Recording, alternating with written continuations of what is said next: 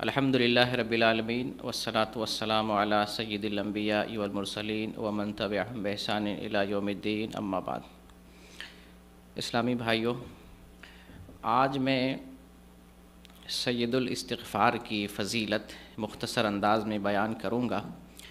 چونکہ ہم لوگ رمضان سے قریب ہو رہے ہیں، دھیرے دھیرے رمضان ہمارے نزدیک آ رہا ہے، جو انتہائی خیر و برکت کا مہینہ ہے، جس کے اندر اللہ رب العالمین نے ہر قسم کی بھلائی اور ہر قسم کی خیر و خوبی رکھی ہے۔ وہ مہینہ ہمارے نزدیک اور قریب ہونے جا رہا ہے۔ وہ مغفرت کا مہینہ ہے، سراپا مغفرت کا مہینہ ہے۔ اس مہینے کے اندر ہم اللہ رب العالمین سے رستگاری چاہتے ہیں، اپنے گناہوں کی معافی چاہتے ہیں، اپنے آپ کو پاک کرنا چاہتے ہیں، اور رمضان اسی مقصد سے آتا بھی ہے۔ رمضان انسان کو پاک کرنے کے لیے، صاف ستھرا کرنے کے لیے، گناہوں کو دھلنے کے لیے، معاف کرنے کے لیے آتا ہے۔ یہی وجہ ہے کہ محمد صلی اللہ علیہ وسلم ارشاد فرماتے ہیں کہ وہ بدنصیب انسان ہے جو رمضان پاتا ہے، رمضان گزار دیتا ہے اور اپنی مغفرت نہیں کروا پاتا، وہ بدنصیب آدمی ہے۔ تو رمضان سراپا مغفرت کا مہینہ ہے۔ ہمیں رمضان کے لیے ابھی سے تیاری کرنی ہے اور رمضان پانے کے بعد اپنی مغفرت کروا لینی ہے۔ اللہ رب العالمین سے توبہ استغفار کر کے، نیکی کر کے، دعا، استغفار، تسبیح و تہلیل، مناجات اور اللہ سے قربت حاصل کرتے ہوئے اپنے گناہوں کی مغفرت طلب کرنی ہے، اللہ سے بخشش کروانی ہے، اللہ سے اپنے گناہوں کو معاف کروانا ہے۔ تو وہ مبارک مہینہ ہمارے قریب ہوا چاہتا ہے، وہ رمضان ہمارے نزدیک ہے، اس کی ہم تیاری کریں گے، اس کے لیے اپنے آپ کو ابھی سے تیار کریں گے اور ابھی سے ہم اللہ کی طرف بھاگیں گے، اللہ سے قربت اختیار کرنے کی کوشش کریں گے اور اپنے گناہوں کی مغفرت طلب کریں گے۔ اللہ ہمارے بہت نزدیک ہے، ہمیں بہت چاہتا ہے، پسند کرتا ہے اور ہمیں معاف کرنے والا ہے۔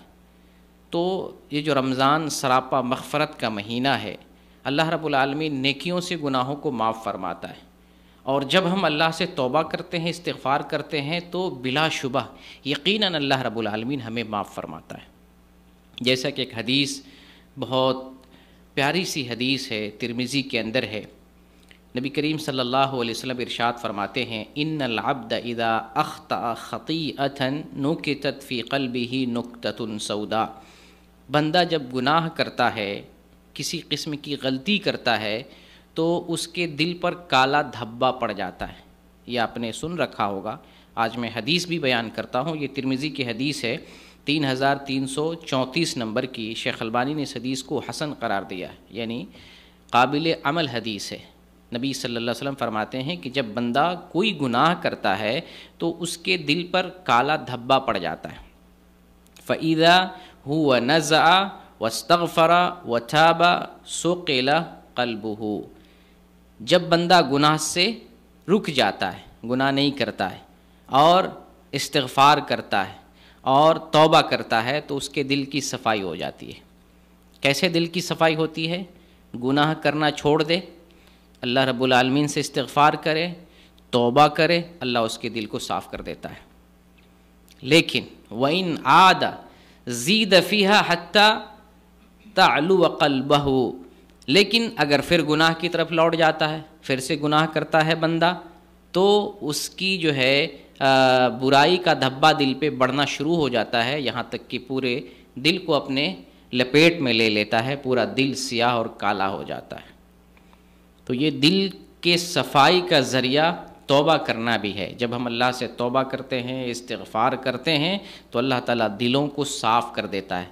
جو دل ہمارا زنگ آلود ہوتا ہے، اللہ اس کی صفائی فرما دیتا ہے۔ اور پورے جسم میں دل ہی سب سے مین ہے، ہمیں اسی پر اپنی نظر رکھنی ہے۔ اللہ یہی مہر لگاتا ہے۔ جب محرومی کی مہر لگا دیتا ہے تو نہ ہدایت ملتی ہے، نہ اجر ملتا ہے، نہ انسان اللہ کے اجر و ثواب کا مستحق ہو پاتا ہے، جب اللہ دل پر مہر لگا دیتا ہے۔ اسی دل کی ہمیں پرواہ کرنی ہے، اس دل کو ہمیں صاف کرنا ہے۔ جیسے کہ بخاری کی حدیث ہے، نبی صلی اللہ علیہ وسلم ارشاد فرماتے ہیں، الا ان فی الجسد مضغہ اذا صلحت صلح الجسد کلہ واذا فسدت فسد الجسد کلہ الا وہی القلب۔ آپ صلی اللہ علیہ وسلم ارشاد فرماتے ہیں کہ سنو، جسم کے اندر ایک ٹکڑا ہے، ایک حصہ ہے جو ٹھیک رہا تو پورا جسم ٹھیک رہا، اور جو ٹکڑا بگڑ گیا، فساد کا شکار ہو گیا تو پورا جسم بگڑ جاتا ہے۔ وہ کون سا ٹکڑا ہے؟ دل کا ٹکڑا ہے۔ تو پورے جسم کا دار و مدار دل پر ہے۔ یہ دل صحیح سلامت ہے تو جسم صحیح سلامت ہے۔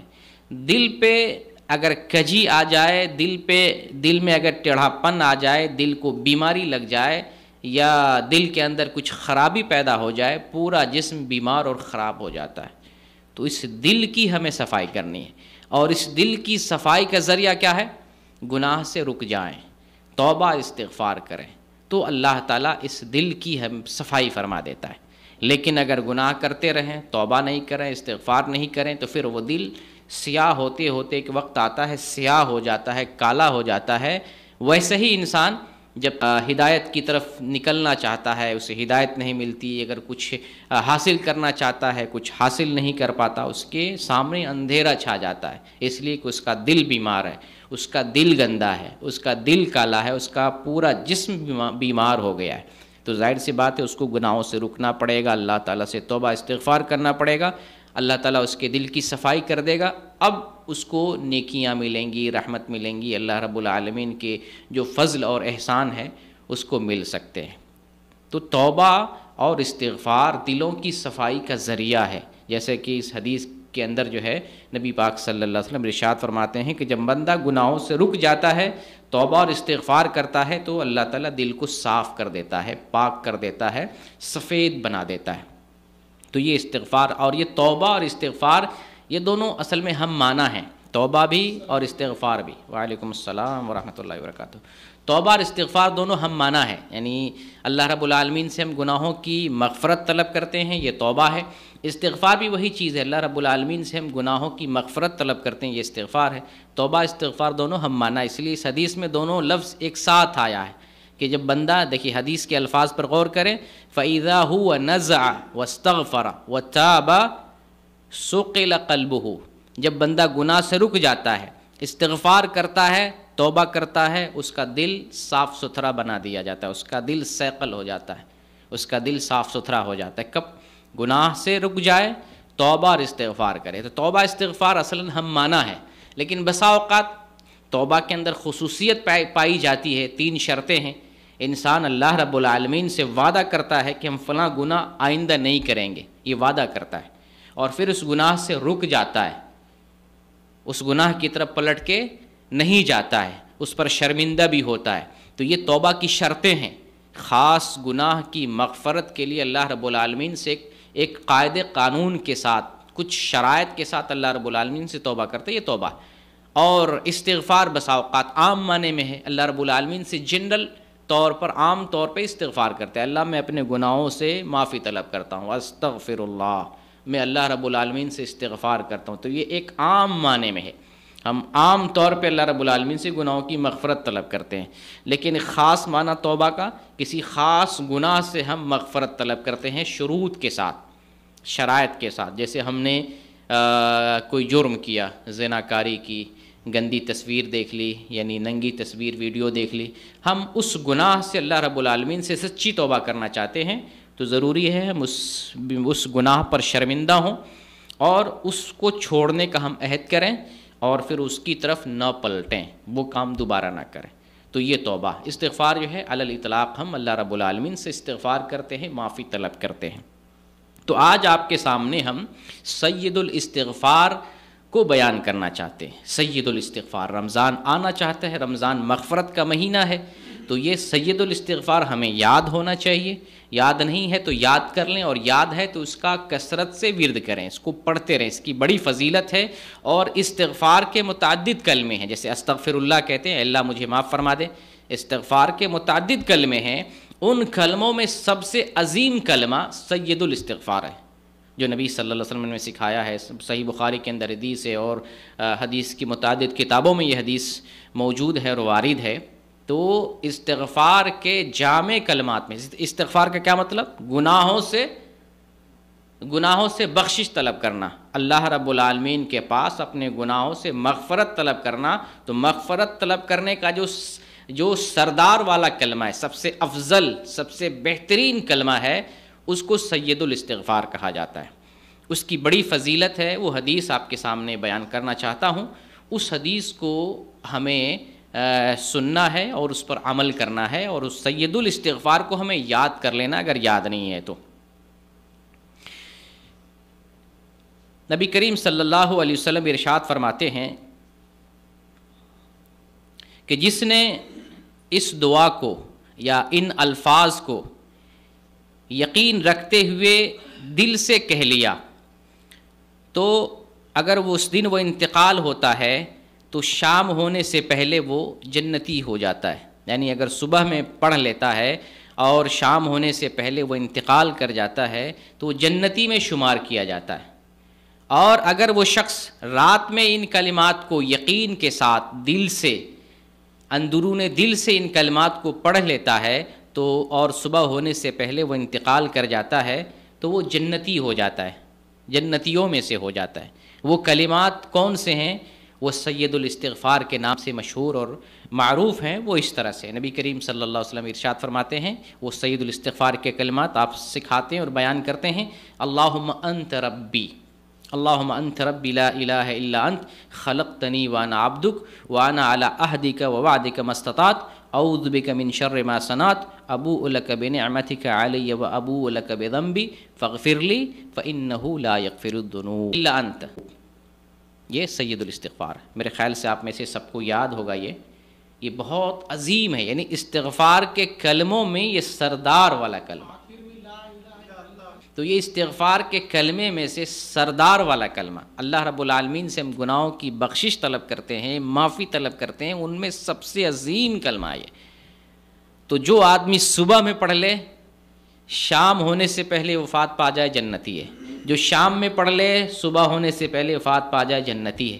اس سے بہتر ہمیں کیا کلمے مل سکتے ہیں. سبحان اللہ. ایسے ایسے کلمے ہمیں نبی صلی اللہ علیہ وسلم نے سکھائے ہیں، اور بدعتی لوگ پڑے ہوئے ہیں اپنی طرف سے وظیفے بنانے میں، گڑھنے میں. سید الاستغفار، اس سے بڑھ کر کیا ہو سکتا ہے؟ سید الاستغفار.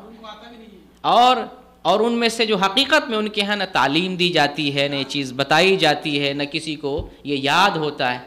اتنی بڑی چیز، جنتی ہونے کی گارنٹی، اور پھر اس کا نام ہی رکھ دیا گیا سید الاستغفار. استغفار کے کلمے کا سردار اور پھر جنتی ہونے کی گارنٹی. یہ اتنی عظیم چیز ثابت ہے، صحیح بخاری میں ہے اور مختلف احادیث میں موجود ہے. تو صحیح چیزوں کے پیچھے بدعتی پڑتا ہی نہیں، صحیح چیزوں کی طرف جاتا ہی نہیں. ان کو بس اس بات کی فکر رہتی ہے ہم خود سے بنائیں، کچھ نئی چیز ایجاد کریں. دین اس کا نام ہے نہیں. دین نام ہے جو اللہ اور اس کے رسول نے ہمیں دیا ہے، بتایا ہے. ہم اس پر عمل کریں، اس کو بیان کریں اور اس کے مطابق چلیں. دین وہ ہے. تو یہ سید الاستغفار ہے. اس کو جو ہے دیکھیں، اس کا معنی سنیں اور اس پر غور کریں. جیسے کہ نبی کریم صلی اللہ علیہ وسلم ارشاد فرماتے ہیں، اللہم انت ربی، اے اللہ تو میرا رب ہے. توحید کا اقرار کرتے ہیں. بدعتی کیسے یہ پڑھے گا؟ بدعتی تو اپنے آپ کو غلام النبی کہتا ہے نا، عبد النبی کہتا ہے، عبد الحبیب کہتا ہے، یعنی حبیب کا بندہ، نبی کا بندہ. جو آدمی نبی کا بندہ ہو، وہ تو نبی کو بھی نہیں مانتا ہے صحیح سے، توحید سے وہ بھاگتا ہے. یہ لوگ توحید پر نہ تقریر کرتے ہیں نہ بتاتے ہیں، کیونکہ دن رات شرک کرنا ہے تو توحید کو کیسے بیان کریں گے، توحید کی وضاحت کیسے کریں گے.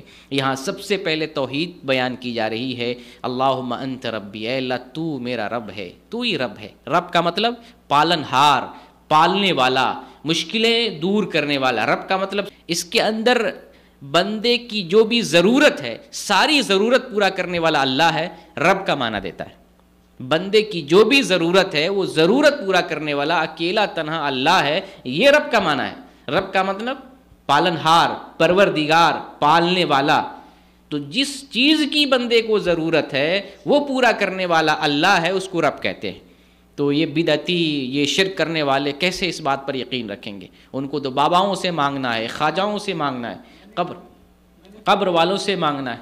مطلب جو جس حساب سے آپ اپنی بات کہہ لے جائیں ہماری جتنی بھی ضرورت ہے انسان کی، جمیع مخلوقات کی، انسانی کی بات نہیں ہے، تمام مخلوقات کی ہر قسم کی ضرورت پورا کرنے والا اللہ رب العالمین تنے تنہا ہے۔ سب سے پہلے ہم توحید کا اقرار کرتے ہیں، اللہم انت ربی، اے اللہ تو میرا رب ہے۔ خوش نصیب ہیں وہ موحد لوگ جو یہ کلمہ کہتے ہیں، پڑھتے ہیں، ایمان رکھتے ہیں اور یہ گنگناتے رہتے ہیں، اللہ پر ایسا اعتقاد رکھتے ہیں، وہ لوگ خوش نصیب ہیں۔ اللہ رب العالمین اسی کی برکت سے اللہ رب العالمین ہمیں اجر دیتا ہے، زندگی خوشگوار بناتا ہے، اسی بیس پر، اسی بنیاد پر اللہ نجات بھی دے گا۔ یہ بیس جس کے پاس نہیں، عمل شرکیہ ہو تو فائدہ نہیں پہنچائے گا، یہ بیس مضبوط ہے، عمل کچھ کم بھی ہے، اللہ رب العالمین نجات دے دے گا، اللہ چھٹکارا دے دے گا انشاءاللہ۔ تو ہم یہ کہتے ہیں اللہم انت ربی، اے اللہ تو میرا رب ہے۔ آگے کیا ہے؟ لا الہ الا انت، نہیں ہے عبادت کے لائق سوائے اللہ کی۔ یہ بھی توحید در توحید، توحید کا اقرار کیا ہم نے، پھر توحید در توحید کا اقرار کر رہے ہیں کہ عبادت کے لائق اللہ کے علاوہ کوئی ہے ہی نہیں۔ وہی کلمہ جو ہم بیان کرتے ہیں، لا الہ الا اللہ محمد رسول اللہ، تو کلمے میں جو پہلا جز ہے لا الہ الا اللہ، عبادت کے لائق کوئی نہیں سوائے اللہ کے، یہ توحید ہے، یہ عظیم توحید ہے، یہ وہ توحید ہے جس کو سارے انبیاء لے کر آئے۔ اتنی بڑی توحید سے مسلمان غافل ہے، اتنی بڑی توحید کا انکار مسلمان کر رہا ہے، بظاہر زبان سے کہتا ہے لیکن اس کے خلاف عمل کر رہا ہے، دعوے میں مسلمان ہے لیکن عملی زندگی نہیں ہے، اس پر اس کا تقاضا پورا نہیں کیا جا رہا ہے۔ تو ہم توحید کا اقرار کرتے ہیں اللہم انت ربی، اے اللہ تو میرا رب ہے، پھر اقرار کرتے ہیں تو ہی بندگی کے لائق ہے، تو ہی ہر قسم کی عبادت کے لائق ہے، خلقتنی وانا عبدک، تو نے، پھر توحید کا اقرار، خلقتنی وانا عبدک، تو نے مجھے پیدا کیا، میں تیرا بندہ ہوں۔ اس کے کہنے کا کیا مقصد ہے؟ اتنے پورے جملے کا کیا مطلب ہے؟ پورے جملے کا مطلب ہے کہ تو ہی میرا خالق ہے، مالک ہے، پروردگار ہے، تیری ہی بندگی ہونی چاہیے، تیری ہی بندگی ہم کرتے ہیں، تجھی سے مانگتے ہیں۔ جو پیدا کرنے والا بندگی کا حق وہی رکھتا ہے، بندگی کے لائق وہی ہے جس نے پیدا کیا ہے، جس نے نہیں پیدا کیا ہے اس کی بندگی نہیں کی جائے گی، گویا کہ مخلوق کی بندگی نہیں کی جائے گی، بندگی صرف خالق کی کی جائے گی۔ تو ہم یہ اقرار کرتے ہیں خلقتنی وانا عبدک، تو نے مجھے پیدا کیا اور میں تیرا بندہ ہوں۔ ہونے کے لیے بہت سیدھی بات ہے، یہ بہت سمپل بات ہے، لیکن موحدین کے لیے ایک ایمان ہے، یہ توحید والوں کے لیے جملہ ایمان ہے، بہت بڑی بات ہے کہ تو نے مجھے پیدا کیا۔ ہر کوئی نہیں کہتا کہ اے اللہ تو نے مجھے پیدا کیا، یہ کوئی مشرک نہیں کہتا، مشرک تو شریک بناتا ہے، تو نے بھی پیدا کیا اور نے بھی پیدا کیا، میں تیرا بندہ ہوں۔ یعنی خالص ایمان بہت کم لوگوں کا ہوتا ہے، جو اہل توحید ہیں، سچے پکے موحد ہیں، وہی اقرار کرتے ہیں کہ تو نے مجھے پیدا کیا، میں تیرا بندہ ہوں۔ یہ کلام خالص وہی ادا کرتا ہے اور کہتا ہے جو سچا پکا موحد ہوتا ہے۔ آگے کیا ہے؟ وَأَنَا عَلَىٰ عَهْدِكَ وَوَعْدِكَ مَا اسْتَطَعْتُ، اور میں تیرے وعدے پر، تیرے عہد پر، جو میں نے تجھ سے کیا ہے اس پر حسب استطاعت، طاقت بھر قائم ہوں۔ اللہ سے ہم نے کیا وعدہ کیا ہے؟ ہم ایمان لائیں تو ایمان کا تقاضا ہے ہم اس کی بندگی کریں، اس کے دین پر چلیں، اس کے دین کا جو تقاضا ہے اس کو پورا کریں۔ حسب استطاعت، یہاں آگے استطاعت کا لفظ ہے، جتنی میری حیثیت ہے، جتنی مجھے طاقت ہے، استطاعت ہے، میں اس طاقت کے مطابق میں نے جو تجھ سے وعدہ کیا ہے، عہد کیا ہے، اس کے حساب سے میں چل رہا ہوں، یہ قرار کر رہا ہے۔ جب ایسے قرار کرتے ہیں اللہ خوش ہو جاتا ہے، جب ان الفاظ کے ذریعے رب کو یاد کرتے ہیں اللہ ہم سے، ہمارے کلام سے اور ہمارے جو ہے اعمال سے راضی ہو جاتا ہے۔ اسی لیے اس کا نام سید الاستغفار، ایک ایک جملہ اس کے اندر بڑا قیمتی اور بہت سنہرے الفاظ ہیں۔ تو بندہ اقرار کر رہا ہے، گویا کہ ایک طرح سے اپنی عاجزی کا بھی اظہار کر رہا ہے، میری حیثیت تو کچھ نہیں ہے، لیکن پھر بھی جو حیثیت تو نے دی ہے اس حیثیت کے اعتبار سے تیرا وعدہ نبھانے کی میں کوشش کر رہا ہوں، یہ بندہ اقرار کر رہا ہے۔ آگے کیا ہے؟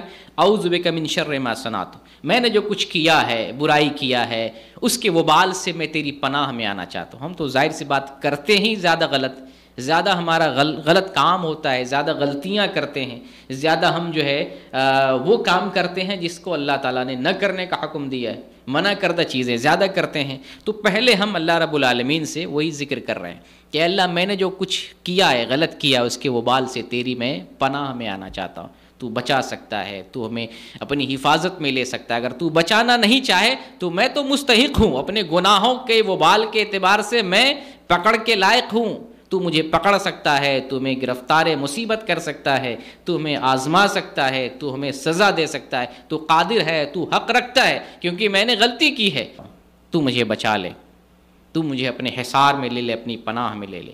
آگے ہم ذکر کرتے ہیں ابو لک بنعمتک علی و ابو لک بذنبی، اور تیرا جو میرے اوپر احسان ہے، نعمت ہے، فضل ہے، میں اس کا اقرار کرتا ہوں۔ یہ بندہ توحید والا بندہ ہوتا ہے۔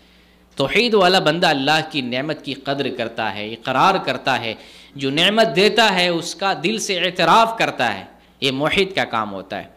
اور جس کے اندر ایمان صحیح نہیں ہے، توحید صحیح نہیں ہے، وہ اللہ پر بھی انگلی اٹھاتا ہے، اللہ سے بھی شکوے شکایت کرتا ہے، اللہ سے بھی بدظنی کا شکار ہو جاتا ہے کہ اللہ تعالیٰ تو کچھ نہیں دیا، اللہ تعالیٰ نے فلاں کو اتنا دیا، میں تو پریشان ہوں، میں تو مسلمان ہو کر کے پریشان ہوں، کیا فائدہ، میں تو نماز پڑھ کے مجھے کچھ نہیں مل رہا، کیا فائدہ، اللہ میرے اوپر مہربان نہیں، اللہ میری دعائیں نہیں سن رہا ہے، اللہ میری بات نہیں مان رہا ہے، اللہ میرے اوپر مہربان نہیں ہے، مجھے فضل نہیں دے رہا ہے، فلاں کو اتنا دے دیا، میں مانگ کے تھک گیا، میں عبادت کر کے تھک گیا۔ یہ شکوے بہت سارے مسلمانوں کے ہیں۔ ایک وہ مسلمان بھی شکوہ کرتا ہے جو کبھی عبادت نہیں کرتا، میں مسلمان ہو کہ اللہ نے کچھ نہیں دیا۔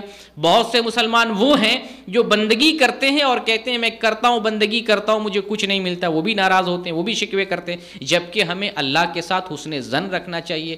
جو کچھ ہم عمل کرتے ہیں اللہ تعالیٰ نے اس کا بدلہ رکھا ہے، چاہے ہمیں سمجھ میں آئے یا نہیں آئے، وہ سارا بدلہ اللہ کے یہاں ہمیں ملے گا، وہ سارا ریکارڈ ہو رہا ہے۔ ایسی بات تو نہیں کہ ہم کچھ نیکی کر رہے ہیں، وہ نیکی جو ہے چھپ جائے گی، مخفی ہو جائے گی اور اس کا کوئی ریکارڈ نہیں ہے۔ ساری نیکی ذرہ ذرہ جو نیکی کرتے ہیں وہ نیکیاں ہماری محفوظ ہو رہی ہیں، اسٹور ہو رہی ہیں، آخرت میں ان ساری نیکیوں کا ہمیں بدلہ ملے گا۔ تو آپ گھبرا کس لیے رہے، آپ پریشان کس لیے ہو رہے ہیں، آپ شکوے کس بات پہ کر رہے ہیں؟ موحد آدمی کبھی اللہ سے شکوہ نہیں کرتا۔ موحد آدمی اللہ سے حسن ظن رکھتا ہے اور اللہ کی ان ساری نعمتوں کا اعتراف کرتا ہے جو آنکھوں سے نظر آ رہی ہے، جو دل سے ہم محسوس کر پا رہے ہیں، اس کا اقرار کرتا ہے۔ بہت ساری نعمتیں ہیں، اگر ہمیں بظاہر لگتا ہے اللہ ہمارے اوپر مہربان نہیں ہے، یا فی الوقت میں کچھ پریشانی میں مبتلا ہوں اور دعا کرتا ہوں اللہ میری دعا قبول نہیں کر رہا ہے، پھر بھی بدظنی کا شکار نہیں ہونا چاہیے۔ اس پریشانی کو چھوڑ کے آپ دیکھیں اللہ تعالیٰ نے آپ کو کتنی نعمتیں دی ہیں، لاکھوں کروڑوں نعمتیں ہیں، لاکھوں کروڑوں نعمتیں ہیں جس کو آپ گن نہیں سکتے ہیں۔ وَإِن تَعُدُّوا نِعْمَتَ اللَّهِ لَا تُحْصُوهَا، کہ اگر تم اللہ کی نعمتوں کو شمار کرنا چاہو تو گن نہیں سکتے ہو، شمار نہیں کر سکتے ہو۔ آپ صرف ایک پریشانی کا گلا کر رہے ہیں، شکوہ کر رہے ہیں، اس پریشانی کو تھوڑی دیر کے لیے یہاں رکھیں، اس کے بالمقابل آپ نعمتوں کو گنیں۔ سب سے بڑی نعمت تو ایمان کی نعمت ہے کہ آپ اس ایمان پہ قائم رہتے اللہ تعالیٰ جہنم سے بچا لے گا۔ اس نعمت کی وجہ سے پریشانی، اس ایمان کی وجہ سے دنیا میں پریشانی آ سکتی ہے تو ہمیں صبر کرنا ہے۔ یہ دنیا امتحان کی جگہ، ابتلا اور آزمائش کی جگہ ہے۔ ایمان والے آزمائے جاتے ہیں، پریشانی میں مبتلا ہوتے ہیں، ہمیں صبر کرنا ہے۔ آخر میں ہمیں ایمان کی وجہ سے جو اللہ تعالیٰ نے بدلہ رکھا ہے وہ سارا بدلہ ہمیں ملے گا۔ تو ایک مومن آدمی اللہ رب العالمین سے حسن ظن رکھتا ہے اور اللہ کی نعمتوں کا اعتراف کرتا ہے۔ وہ یہ کہتا ہے اللہ تو نے جو میرے اوپر مہربانی کی ہے، اپنی نعمتیں نازل کی ہیں، ان ساری نعمتوں کا میں اقرار کرتا ہوں۔ ابو لک بذنبی، اور میں اپنے گناہوں کا بھی اعتراف کر رہا ہوں، میں گنہگار ہوں، گناہ کرتا ہوں، برائی کرتا ہوں، جرم کرتا ہوں۔ یہ ہے موحد آدمی کا کام۔ ایسا نہیں کہ گناہ کر لیا اکڑے ہوئے ہیں، گناہوں پر مصر ہیں، گناہ کر لیا اور شرمندہ ہی نہیں ہے، غلطی کر رہے ہیں انسان کو احساس نہیں ہے، یہ مومن کی علامت نہیں ہے۔ مومن کی علامت یہ ہے کہ گناہ کرتا ہے تو شرمندہ ہوتا ہے۔ مومن کی پہچان یہ ہے کہ گناہگار آدمی اپنے گناہ کا اعتراف کرتا ہے، ہاں میں مجرم ہوں۔ یہ تو دنیا نے انسان کو جری بنا دیا۔ دیکھیں دنیا کی عدالتیں کیسی ہو گئی، قتل کرتا ہے اور عدالت میں جا کے بولتا ہے میں قاتل نہیں ہوں۔ لاکھ ثبوت دیے جاتے ہیں، سی سی ٹی وی کیمرے کے ثبوت دیے جاتے ہیں، ویڈیوز دکھائے جاتے ہیں، کتنے سارے کاغذات اور شواہد اور گواہ پیش کیے جاتے ہیں، اور قاتل مجرم کہتا ہے میں نے جرم نہیں کیا، میں نے گناہ نہیں کیا، میں نے قتل نہیں کیا۔ یہ دنیا میں دیکھ دیکھ کے لوگ مجرم جری ہو گئے۔ یہ موحد کا کام نہیں۔ موحد اپنے گناہوں کا اعتراف کرتا ہے، دنیا میں بندوں کے سامنے بھی جو غلطی کرتا ہے وہ کہتا ہے ہاں مجھ سے غلطی ہوئی ہے، لوگوں کے سامنے بھی کہتا ہے میں نے غلطی کی ہے، مجھے معاف کر دو، اور اللہ کے یہاں بھی وہ اعتراف کرتا ہے میں گناہگار ہوں، میں غلطی کر رہا ہوں، اے اللہ تو مجھے معاف کر دے۔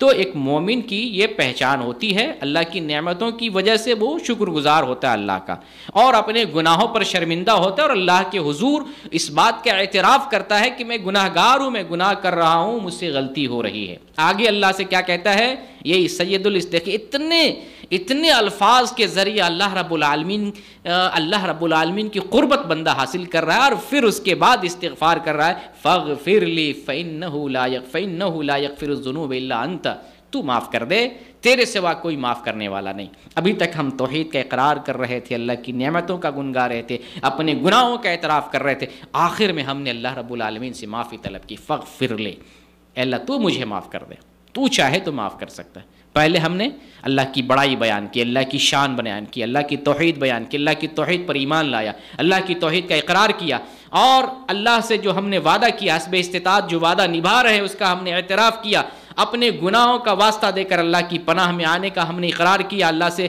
پناہ مانگی، پھر اللہ کی نعمتوں کا اعتراف کیا، اپنے جرم کا اعتراف کیا، اس کے بعد اللہ رب العالمین سے ہم استغفار کرتے ہیں، فاغفر لی، اے اللہ مجھے معاف کر دے، فإنہ لا یغفر الذنوب الا انت، اگر تو نہیں معاف کرتا ہے تو تیرے سوا کوئی معاف کرنے والا دنیا میں ہے ہی نہیں۔ تو یہ سید الاستغفار ہے۔ انشاءاللہ یہ دعا یاد کر لیں گے، یا جن بھائیوں کو یاد ہے اس دعا کو کم از کم صبح میں اور شام میں، یہ رمضان کا مبارک مہینہ آ رہا ہے، رمضان کس لیے آ رہا ہے؟ لعلکم تتقون، تاکہ تم متقی بنو۔ ہم متقی بننا چاہتے ہیں، پرہیزگار بننا چاہتے ہیں، گناہوں سے پاک ہونا چاہتے ہیں، تو اس استغفار کو ہم لازم پکڑیں گے۔ استغفار کے جو بھی کلمات ہیں، اور بھی متعدد کلمات ہیں، آپ استغفر اللہ، نبی کریم صلی اللہ علیہ وسلم دن میں 70 مرتبہ 100 مرتبہ پڑھا کرتے تھے، باوجود اس کے کہ آپ معصوم عن الخطا تھے، اس کے باوجود کہ اللہ رب العالمین نے آپ کے اگلے پچھلے سارے گناہوں کو معاف کر دیا تھا، اس کے باوجود ہمارے نبی محمد صلی اللہ علیہ وسلم 100 دفعہ استغفار کرتے تھے، اور ہم سراپا گناہوں کا پتلا ہیں، سراپا گناہوں میں ڈوبے ہوئے ہیں، گناہوں میں ہم ہیں، اس کے باوجود بھی ہماری زبان پر استغفار کے کلمے نہیں آتے، یہ افسوس کی بات ہے۔ تو یہ سید الاستغفار اگر یاد نہیں تو یاد کر لیں، اس کو صرف رمضان ہی میں نہیں بلکہ اس کو ہمیشہ کے لیے آپ اپنا ورد بنا لیں، کلمہ ورد، ذکر کا کلمہ بنا لیں۔ جیسے آدمی کچھ گنگناتا ہے تو ہماری گنگناہٹ میں سید الاستغفار ہو، کسی مجلس میں بیٹھیں اٹھیں یہ کلمہ، کہیں بیٹھیں خاموشی میں ہیں اس کو پڑھیں، کہیں موقع مل جائے اس کو پڑھیں، صبح اور شام تو ہمیں اس کو پڑھنا ہی چاہیے، صبح شام اس کو پڑھنا ہی چاہیے۔ میرے ساتھ ایک بار پڑھیں، کوئی سنا سکتے ہیں؟ اللہم انت ربی لا الہ الا انت خلقتنی وانا عبدک وانا علی عہدک ووعدک ما استطعت اعوذ بک من شر ما صنعت ابوء لک بنعمتک علی وابوء لک بذنبی فاغفر لی فانہ لا یغفر الذنوب الا انت۔ اس کا ترجمہ ذہن میں ہونا چاہیے، ترجمے کے ساتھ اگر پڑھیں گے سمجھیں گے، واللہ جو ہے آپ کا دل خوش ہوگا کہ میں کسی کو یاد کر رہا ہوں۔ اللہم انت ربی، اے اللہ تو میرا رب ہے، اس کا معنی سمجھ رہے ہیں نا؟ اللہم انت ربی، کلمات واضح ہے، اے اللہ تو میرا رب ہے، اللہم انت معنی تو، ربی میرا رب ہے۔ اس کے بعد ہے لا الہ، لا نہیں، الہ معبود، الا سوائے، انت تو تیرے سوا کوئی عبادت کے لائق نہیں۔ الہ کا مطلب ہوتا ہے عبادت کے لائق نہیں، حقیقی معبود، تو ہی حقیقی معبود ہے۔ اس کے بعد ہے خلقتنی، تو نے مجھے پیدا کیا ہے، خلقتنی، وانا عبدک، وہ منے اور، انا منے میں، عبدک تیرا بندہ، عبد منے بندہ، کاف منے تو، اور میں تیرا بندہ ہوں۔ آگے ہے وانا علی عہدک، اور میں علی عہدک تیرے وعدے، علی منے پر، عہدک تیرے وعدے پر، عہد منے عہد اور پیمان وہی، وعدہ بھی وہی، وعدے کا اور تیرے وعدے پر، مستطاعتو جتنی میں استطاعت رکھتا ہوں تیرے وعدے پر عہد پر قائم ہوں۔ اعوذ بک من شر ما صنعت، اعوذ بک میں تیری پناہ چاہتا ہوں، من شر اس چیز کے شر سے، ما صنعتو، صنع یصنع، اسی سے صنائیہ ہوتا ہے نا، صنائیہ دیکھیں نا وہ جو کام ہوتا ہے بنانے والی فیکٹری، تو صنعتو جو میں نے کیا ہے اس کے شر سے تیری پناہ میں آنا چاہتا ہوں۔ آگے کیا ہے؟ ابوء لک، میں اعتراف کرتا ہوں اپنے اوپر، بنعمتک علی، میں اعتراف کرتا ہوں تیری نعمتوں کا جو میرے اوپر ہے، وابوء لک بذنبی، اور میں اعتراف کرتا ہوں جو میرا گناہ ہے، فاغفر لی، فاغفر لی، تو مجھے معاف کر دے، انہ لا یغفر الذنوب الا انت، بے شک تیرے علاوہ گناہوں کو معاف کرنے والا کوئی اور نہیں ہے۔ تو یہ سید الاستغفار ہے، اس کا معنی ہے، اس کے اندر توحید کا اقرار ہے، اپنے جرم کا اقرار ہے، پھر آخر میں اللہ رب العالمین سے ہم استغفار کرتے ہیں۔ تو یہ یاد ہونا چاہیے، صبح اور شام کم سے کم پڑھنا چاہیے۔ رمضان آ رہا ہے، رمضان میں ہمیں کثرت سے اس کو پڑھنا چاہیے۔ وہ لوگ خوش نصیب ہیں جو وہ ذکر کرتے ہیں جو نبی صلی اللہ علیہ وسلم نے سکھایا ہے، وہ لوگ بد نصیب ہیں جو اپنی طرف سے ذکر بناتے ہیں، بناوٹی ذکر پڑھتے ہیں۔ ذکر ہمیں وہ کرنا ہے جو نبی صلی اللہ علیہ وسلم نے سکھایا ہے، اسی کے اندر حکمت ہے، فائدہ ہے، اس کا اجر ہے۔ اس کو ہم پڑھتے ہیں تو جو فضیلت بیان کی گئی ہے وہ فضیلت ملے گی، اور جو بناوٹی ذکر ہے اس کی کیا فضیلت ہے؟ وہ تو خود بنا ہوا ہے۔ تو کوئی ذکر، کوئی فضیلت اپنی طرف سے، کوئی مائی کا لال فضیلت اپنی طرف سے گڑھ سکتا ہے؟ فضیلت بیان کرنے کا حق صرف محمد صلی اللہ علیہ وسلم کو ہے۔ تو یہ فضیلت ہمیں وہی ملے گی جو جب ہم سچا ذکر کریں گے اور نبی صلی اللہ علیہ وسلم جو سکھایا اس کو پڑھیں گے تو وہ فضیلت ہمیں ملے گی۔ اللہ رب العالمین سے دعا کرتے ہیں بارہا ہمارے گناہوں کو معاف فرما دے۔ رمضان قریب آ رہا، ہم سب کو تندرست بنا دے، تندرست حالت میں رکھ، رمضان کو پانے کی توفیق دے، اور ہم سب لوگوں کے لیے رمضان مغفرت کا ذریعہ بنا دے۔ آمین۔ وآخر الدعوانا الحمدللہ رب العالمین۔